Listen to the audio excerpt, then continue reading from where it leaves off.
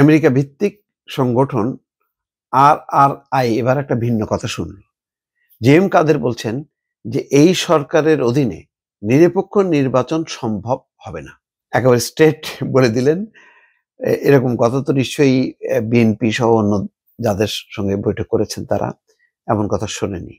তো রিয়েল একটা বিরোধী দল, এই ভূমিকাটা শেখ হাসিনার আমলে যদি থাকতো তাহলে তো হইতো, প্রকৃত বিরোধী দলই হইতো। ওয়েস্টিনে জাতীয় পার্টি নেতাদের সঙ্গে সৌজন্য বৈঠক করেন। জেএম কাদের তাদেরকে বলেছেন, সকল মহল থেকে যেহেতু বর্তমান সরকারের নিরপেক্ষতা নিয়ে প্রশ্ন উঠেছে, সুতরাং এই সরকারের অধীনে কোনো নিরপেক্ষ ইলেকশন করা সম্ভব না।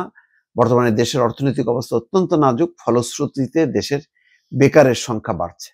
তার মানে একদম পুরো নেগেটিভ একটা চিত্র দিল। নিশ্চয়ই এই প্রতিষ্ঠান RRI আগেও এসছে, তারা সব হিসাব নিবে, তারা নিজেদেরও তাদের মূল্যায়ন আছে বাংলাদেশের বর্তমান পরিস্থিতি কোন দিকে যাচ্ছে সেই ব্যাপারে তাদের অবশ্যই জানা আছে। দর্শক।